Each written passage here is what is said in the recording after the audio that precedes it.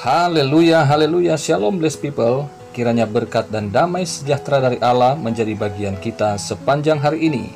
Bersama saya Pendeta Theodorus dari channel Rumah Berkat, House of Blessing.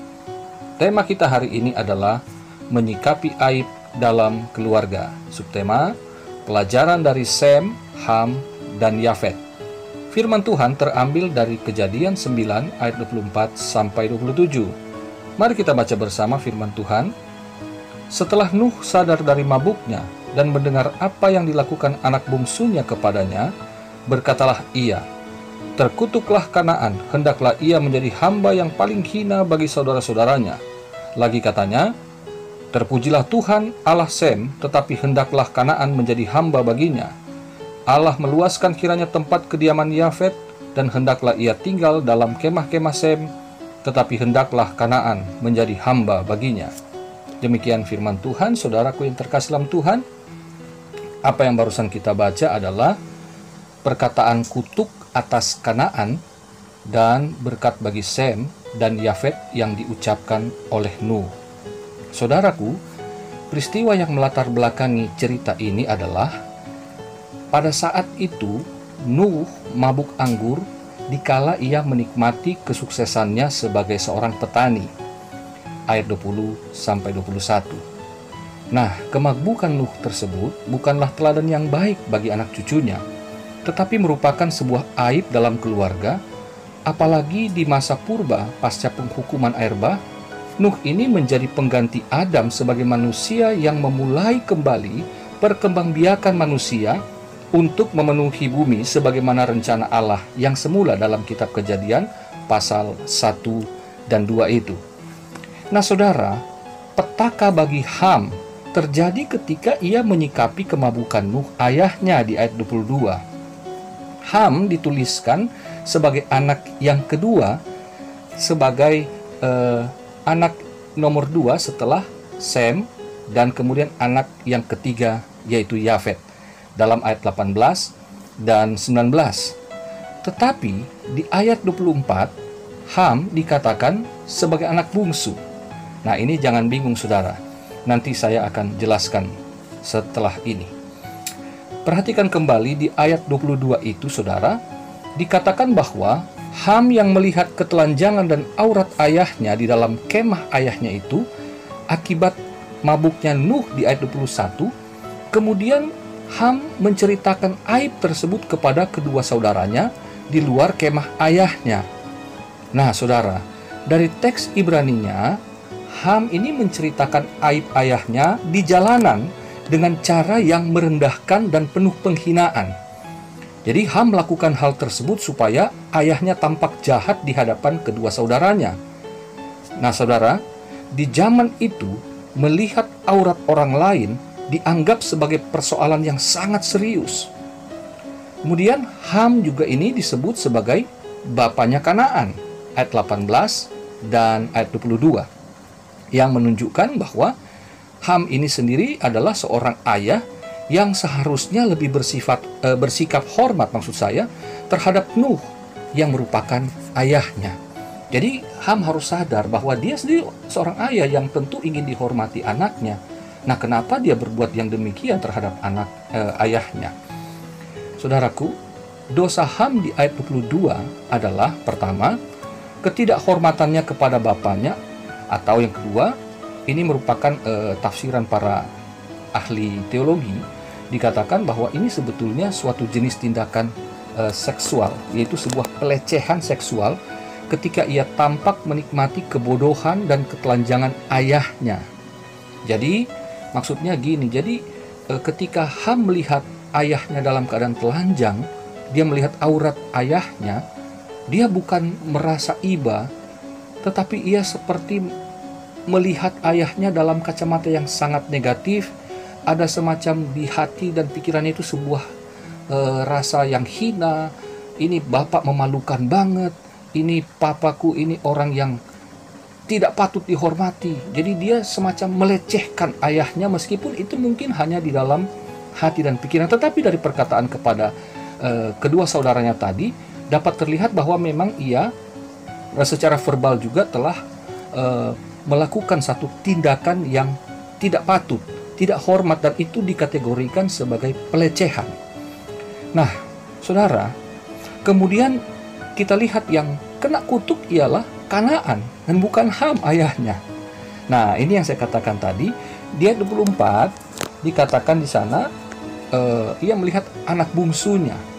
Jadi yang dikatakan anak bungsu ini menurut para ahli teologi atau ahli sejarah dikatakan ini menunjuk pada Kanaan, karena terjemahan dari kata anak bungsu ini sebetulnya lebih tepat diterjemahkan grandson atau cucu, begitu. Dengan demikian, aib ketelanjangan Nuh dimulai dari cerita Kanaan yang kemudian disebarluaskan oleh Ham ayahnya. Nah, jadi saudara, kalau kita pelajari cerita yang kemarin, kisah mengenai Yakub yang bekerja sama dengan Ribka ibunya untuk menipu Ishak ayahnya. Nah, kira-kira beginilah. Jadi kerjasama yang jahat ini ternyata sudah dilakukan lebih dulu sebelum adanya Yakub dan Ribka ini. Nah, jadi Ham dan anaknya dua-duanya mempunyai satu pola pikir dan sebuah perbuatan yang akhirnya keluar itu adalah hal yang negatif. Jadi kayaknya ini Kanaan melakukan hal yang tidak terpuji, ya sepertinya dari bapaknya begitu. Nah, saudara perhatikan baik-baik. Kutukan Nuh kepada Kanaan itu sama saja ditujukan bagi Ham. Kutukan itu terbukti di kemudian hari. Saudara perhatikan, yang pertama, tanah Kanaan diberikan kepada Israel di kemudian hari. Kanaan ini penduduk yang adalah bapak dari bangsa Kanaan itu. Yang kedua, Kanaan juga ditundukkan oleh bangsa Persia. Yang ketiga, keturunan Ham lainnya yang berkulit hitam itu kemudian banyak diperbudak oleh bangsa-bangsa keturunan Sem dan Yafet di kemudian hari. Tetapi saudara, sebaliknya, Sem dan Yafet bersikap benar dan bijaksana, yaitu mereka justru prihatin dengan kondisi ayah mereka. Keduanya lantas bertindak dengan penuh belas kasihan, yaitu dengan cara yang sangat mulia. Mengambil sehelai kain, membentangkannya pada bahu mereka, berjalan mundur kemudian menutupi aurat ayahnya sambil memalingkan muka di ayat yang ke-23. Dengan demikian, Sem dan Yafet menyatakan kasih dan penghormatan pada ayah mereka yang saat itu berlaku tidak patut, yaitu mabuk anggur. Jadi saudara, meskipun orang tua itu kelihatannya tidak baik, tetapi Allah telah menetapkan bahwa mereka itu patut dihormati, meskipun mereka pada saat itu berlaku yang tidak baik. Kemudian kita lihat apa yang mereka lakukan ini sungguh terpuji. Yang pertama, mereka bersepakat untuk menolong sang ayah. Yang kedua, mereka bekerja sama untuk menutupi aib sang ayah. Yang ketiga, mereka memalingkan muka supaya mereka tidak melihat, tidak melihat sehingga tidak ada yang dapat diceritakan tentang aib tersebut. Jadi ceritanya itu cuma sampai dalam kemah, tidak keluar kemah seperti yang dilakukan Ham. Itu sebabnya Sem dan Yafet kemudian mendapat berkat dari Nuh, ayah mereka. Nah, ini menjadi pelajaran penting bagi kita semua, saudara. Dalam hidup ini, dalam satu keluarga tidak ada yang sempurna. Baik itu orang tua, baik itu anak, baik itu suami, baik itu istri, baik itu kakak beradik. Tidak ada yang sempurna.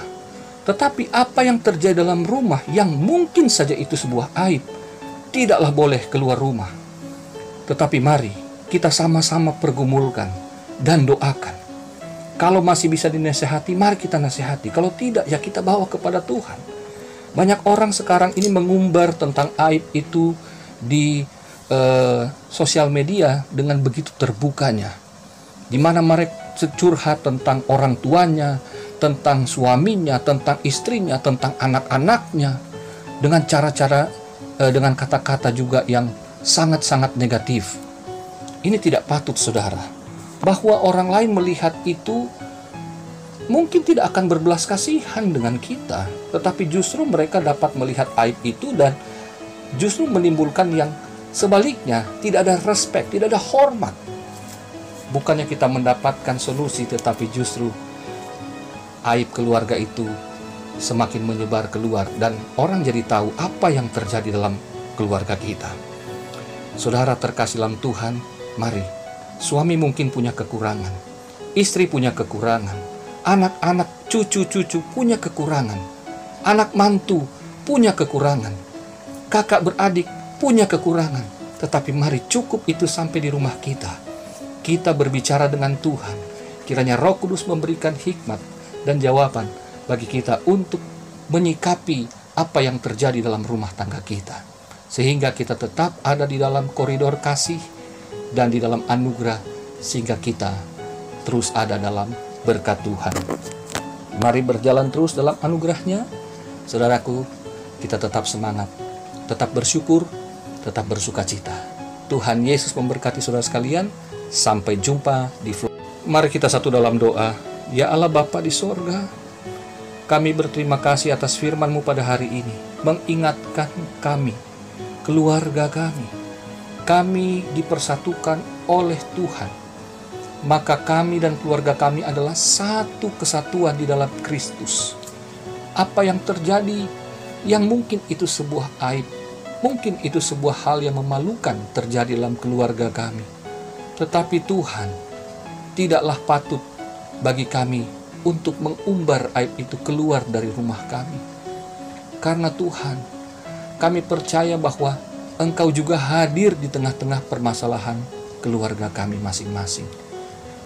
Apa yang terjadi dalam hidup ini menunjukkan bahwa kami tidak sempurna. Baik itu orang tua, baik itu anak, baik itu kakak beradik, tidak sempurna. Sebab itu kami butuh yang sempurna, yaitu Tuhan sendiri yang dapat menyelesaikan persoalan hidup kami. Ampuni kami Tuhan, kalau kami pernah menceritakan yang buruk-buruk mengenai anggota keluarga kami. Tuhan ampuni kami. Tuhan, kami sadar bahwa apa yang kami ceritakan di luar tidak mungkin akan mendapatkan penghormatan dari orang lain. Tetapi kami justru akan semakin dipermalukan. Sebab itu ampuni kami. Kalau kami pernah melakukan ini di media sosial, kami pernah cerita kepada tetangga, pernah cerita kepada teman-teman kami dengan nada-nada yang negatif akan keluarga kami. Ampuni kami Tuhan. Kami mau dipulihkan. Tuhan, tolong keluarga kami. Roh Kudus bimbing agar kami tetap hidup dalam kebenaran-Mu. Sehingga keluarga kami yang telah diberkati Tuhan di masa lalu, masa kini ada persoalan, Tuhan campur tangan sehingga kami dapat menikmati lagi anugerah berkat Tuhan di hari-hari yang akan datang. Terima kasih Bapa, kami mengucap syukur, kami siap menjalani hari ini bersama-sama dengan keluarga kami dalam sukacita dan damai sejahtera Kristus. Dalam nama Tuhan Yesus, kami berdoa. Haleluya. Amin.